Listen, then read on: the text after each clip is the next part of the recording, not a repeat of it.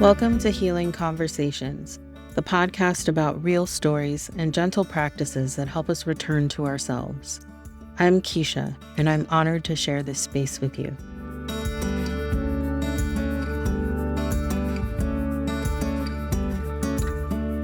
Hi, this is Healing Conversations, Episode 1, the day I realized I was missing from my own life.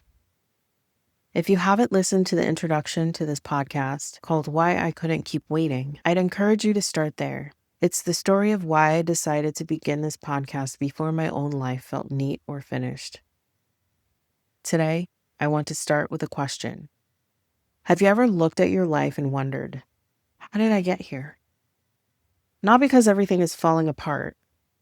Maybe from the outside, your life looks successful. You're responsible, dependable. People trust you. People come to you for advice. You keep things moving. You handle the hard things. You're the strong one. But somewhere underneath all of that, there's a quiet feeling that keeps resurfacing. A feeling that says, I don't really know who I am anymore. Or maybe you realize that you don't know what you want.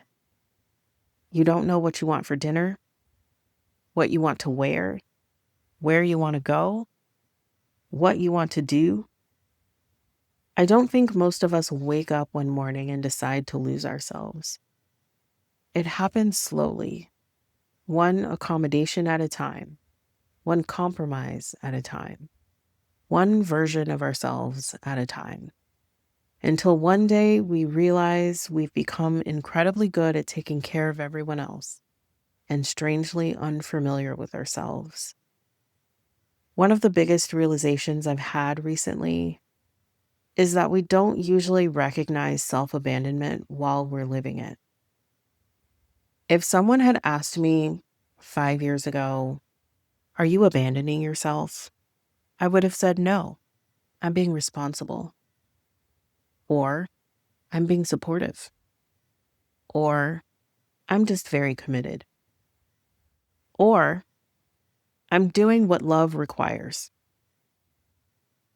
That's what makes these patterns so difficult to recognize. They often look like strengths: responsibility, loyalty, dependability, sacrifice, resilience. And those qualities aren't bad. Many of them helped us survive. Many of them actually helped us succeed. The question isn't whether they are good or bad. The question is, at what point do they stop serving us and start costing us ourselves? For a long time, I thought my marriage was the story. When people hear that I talk about healing, they often assume that's where everything began, but it didn't. The marriage wasn't where the pattern started.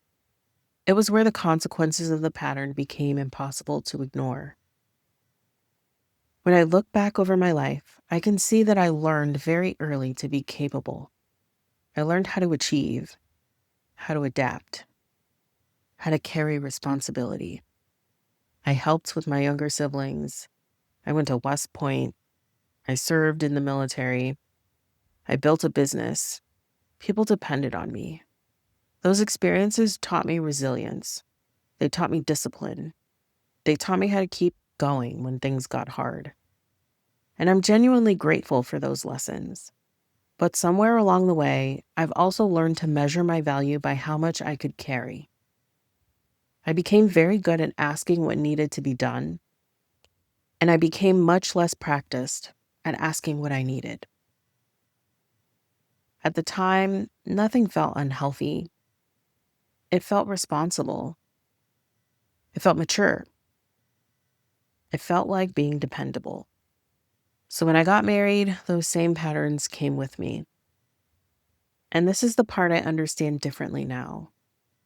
The marriage didn't create those patterns. It magnified them. It exploited them. It gave them room to grow until they touched nearly every part of my life. But here's the part that took me years to understand. I didn't know it while I was living it. I didn't think I was abandoning myself. I thought I was being a good wife. I thought love meant sacrifice. I thought commitment meant carrying more, trying harder, being more understanding, giving more grace, accommodating one more thing, waiting just a little longer, believing that one more conversation would change everything. I didn't think that I was disappearing. I thought that I was doing what I was supposed to do. And I think that's one of the hardest truths about healing. Because when a pattern has been rewarded your whole life, it doesn't feel like a pattern. It feels like your personality. It feels like your character.